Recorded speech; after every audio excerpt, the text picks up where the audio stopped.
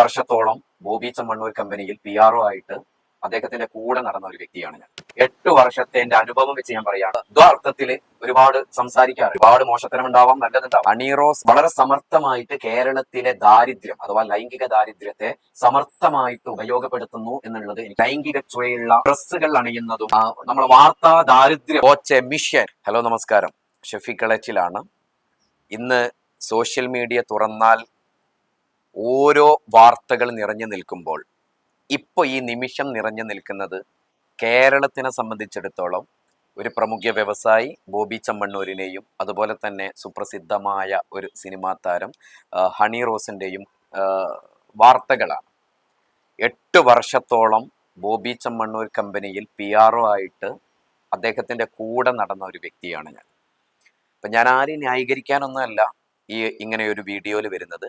കാരണം ബോബി ചെമ്മണ്ണൂർ പണത്തിൻ്റെ ഹുങ്ക് കൊണ്ട് ആണ്, അല്ലെങ്കിൽ പണത്തിൻ്റെ ഹുങ്കിന് ഒരു അവസാനമായി എന്നൊക്കെ കേട്ടു. അങ്ങനത്തെ ഒരു വ്യക്തിത്വമല്ല എന്ന് എനിക്ക് തോന്നുന്നു. ഒരുപാട് മോശത്തരം ഉണ്ടാവാം, നല്ലതുണ്ടാവാം. പക്ഷേ എന്നാൽ എനിക്ക് പറയാനാവുന്നതാണ് ഞാൻ പറയുന്നത്.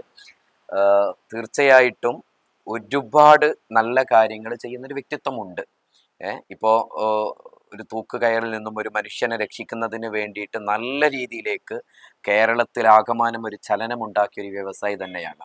അദ്ദേഹത്തിൻ്റെ തെറ്റുകളെ ന്യായീകരിക്കുകയല്ല, എന്നാൽ പോലും എല്ലാ ആളുകളോടും, കുട്ടികളോടായിക്കോട്ടെ, മുതിർന്ന ആളുകളോടായിക്കോട്ടെ, പ്രായമുള്ള ആളുകളോടായിക്കോട്ടെ, ആ ഹുങ്ക് കാണിക്കുന്നുണ്ട് എന്ന് 8 വർഷത്തെ എൻ്റെ അനുഭവം വെച്ച് ഞാൻ പറയുകയാണ്. എനിക്ക് അത് ഫീൽ ചെയ്തിട്ടില്ല. പിന്നീട് അദ്ദേഹം ദ്വാർത്ഥത്തിൽ ഒരുപാട് സംസാരിക്കാറുണ്ട്. അപ്പം അത് വൈറലാവാറുണ്ട്. അപ്പോൾ അതിൽ ഹരം കാണുന്നുണ്ട്. അതിൽ മറ്റുള്ള ആളുകൾക്ക് ഹേർട്ട് ചെയ്യുന്നുണ്ടോ എന്നുള്ളത് മാത്രമാണ് ഇവിടുത്തെ പ്രശ്നം. ഹേർട്ട് ചെയ്തുകൊണ്ട് കേസുമായി എന്നുള്ളതാണ് ഞാൻ അതിൽ നിന്ന് മനസ്സിലാക്കുന്നത്. പക്ഷേ മറുപക്ഷത്തുള്ള ആൾ അത് വളരെ സമർത്ഥമായിട്ട് കേരളത്തിലെ ദാരിദ്ര്യം അഥവാ ലൈംഗിക ദാരിദ്ര്യത്തെ സമർത്ഥമായിട്ട് ഉപയോഗപ്പെടുത്തുന്നു എന്നുള്ളത് എനിക്ക് ഫീൽ ചെയ്തിട്ടുണ്ട്. കാരണം എന്താന്ന് വെച്ചാൽ, ലൈംഗിക ദാരിദ്ര്യം എങ്ങനെയാണ് നമുക്ക് നല്ല രീതിയിലേക്ക് ഡ്രസ്സ് കൊണ്ട് അല്ലെങ്കിൽ നമ്മളെ വേഷം കൊണ്ട് ഒക്കെ ഉപയോഗപ്പെടുത്താൻ പറ്റുക എന്നുള്ളതും നമ്മൾ ചിന്തിക്കേണ്ടതാണ്. അപ്പം ഞാൻ അതിനെക്കുറിച്ച് പറയുന്നതിൻ്റെ മുമ്പേ എനിക്ക് പറയാനുള്ളത്, ഹണി റോസ് എന്ന് പറയുന്ന ഏറ്റവും നല്ലൊരു നടി എന്ന് പറഞ്ഞാൽ അഭിനയ മികവ് കൊണ്ടൊക്കെ നല്ലൊരു കലാകാരിയാണ്. ഈ കലാകാരി കുറേ ദിവസങ്ങൾക്ക് ശേഷമാണ് ഇങ്ങനൊരു കേസ് കൊടുത്തത്. എന്തുകൊണ്ടാണ് ഇത്രയും സമയം കഴിഞ്ഞതിന് ശേഷം കേസിന്റെ പിന്നാലെ പോയത് എന്നുള്ളതാണ്.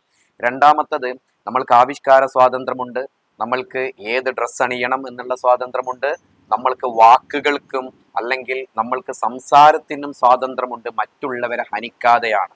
അതുകൊണ്ട് തന്നെ എനിക്ക് പറയാനുള്ളത്, ഇപ്പോൾ കേരളത്തിലെ സ്ത്രീകളോട് എന്നൊന്നുമല്ല, പക്ഷെ മൊത്തം എൻ്റെ ഒരു വിലയിരുത്തലിൽ പറയാനുള്ളത്, ലൈംഗിക ചുവയോടെ സംസാരിക്കുന്നത് തെറ്റാണെങ്കിൽ ലൈംഗിക ചുവയുള്ള ഡ്രസ്സുകൾ അണിയുന്നതും അതിനും ഒരു മറ അല്ലെങ്കിൽ ഒരു അവസാനം അല്ലെങ്കിൽ അതിനും ഒരളവുകോൽ നിയന്ത്രിക്കണം എന്നുള്ളൊരു അഭിപ്രായം എനിക്കുണ്ട്. എവിടെയും അവകാശ സ്വാതന്ത്ര്യമുണ്ട്, അതിനൊരു ലിമിറ്റുമുണ്ടെങ്കിൽ ലൈംഗിക ചുവയുള്ള ഡ്രസ്സുകളും എന്ത് ചെയ്യണം, കുറേയൊക്കെ ഒഴിവാക്കണം. കാരണം കേരളക്കര എന്ന് പറയുന്നത് അത് സംസ്കാര സമ്പന്നമായിട്ടുള്ളൊരു നാടാണ്. എല്ലാ സംസ്കാരവും ഒത്തിണങ്ങിയ ഒരു നാടാണ്. ഏറ്റവും അഭിമാനത്തോടു കൂടി ഒരുപാട് ആളുകൾ വിദ്യാസമ്പന്നരായിട്ട് ജീവിക്കുന്ന ഒരു നാടാണ്. ഈ ജീവിക്കുന്ന ഒരു നാട്ടിൽ തീർച്ചയായിട്ടും അവിടുത്തെ വേഷങ്ങളും അഭിമാനകരമാവണം, അവിടുത്തെ സംസാരവും അഭിമാനകരമാവണം. അതുകൊണ്ട് തന്നെ പറയുന്നു, ബോബി ചെമ്മണ്ണൂർ ലൈംഗിക ചുവയോടെയാണ് സംസാരിച്ചതെങ്കിൽ അത് തീർത്തും തെറ്റാണ്. അതുപോലെ തന്നെ ലൈംഗിക ചുവയോടെ സംസാരിക്കാനുള്ള ഡ്രസ്സുകളും അല്ലെങ്കിൽ ലൈംഗിക ദാരിദ്ര്യത്തെ ഏറ്റവും കൂടുതൽ സമർത്ഥമായി ഉപയോഗപ്പെടുത്തുന്ന ഡ്രസ്സാണെങ്കിൽ അതും തെറ്റാണ്. അതുകൊണ്ട് ഞാൻ ആരുടെയും പക്ഷത്തല്ല നിൽക്കുന്നത്.